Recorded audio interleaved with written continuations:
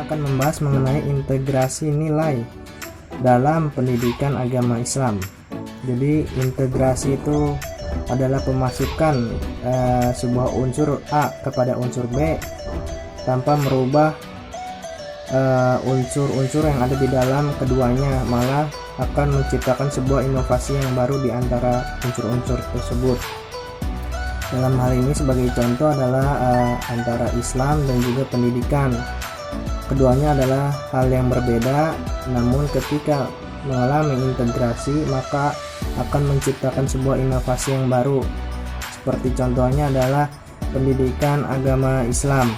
Jadi pendidikan agama Islam itu adalah merupakan hasil dari percampuran nilai keislaman dan juga pendidikan.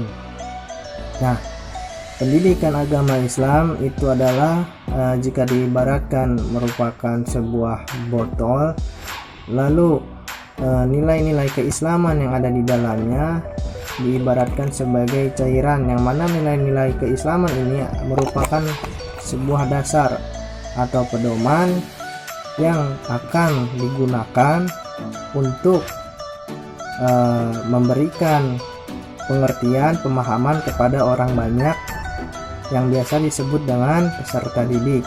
Sehingga ketika kita akan memberikan sebuah pemahaman, maka kita harus bisa menilai atau meninjau bahwasannya apa yang kita sampaikan harus memiliki dasar atau pedoman.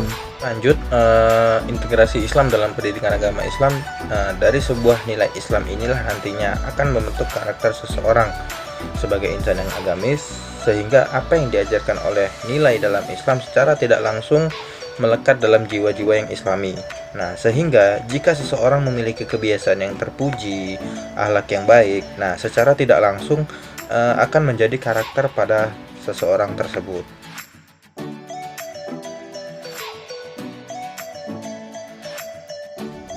Usaha integrasi nilai Islam dalam berbagai ilmu pengetahuan ini memang sudah banyak dilakukan, khususnya dalam bidang komunikasi.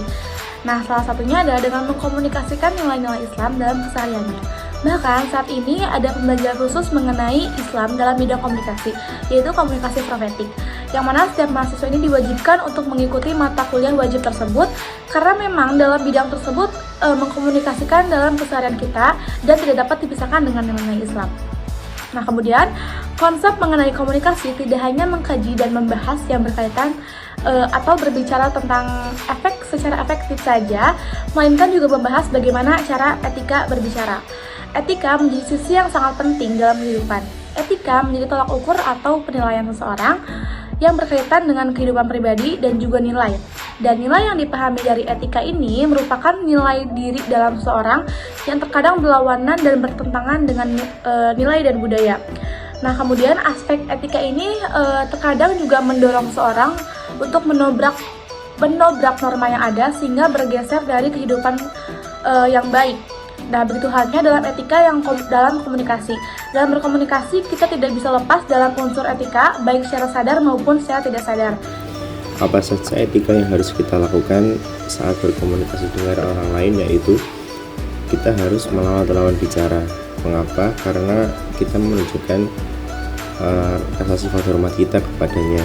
Kemudian tidak memotong pembicaraan orang lain, dimana kita harus menghormati pendapat orang lain tersebut sampai selesai, kemudian kita baru boleh berbicara. Yang ketiga yaitu menunjukkan sikap antusias. Yang keempat, berusaha untuk tidak berdebat, karena menghindari berdebat ini untuk menjaga hubungan baik antar sesama.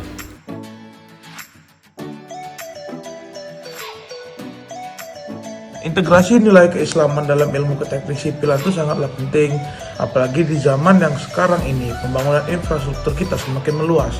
Seperti apalagi kita mendengarkan bahwa ibu kota kita akan pindah ke Kalimantan, itu pasti akan memiliki pembangunan yang cukup banyak.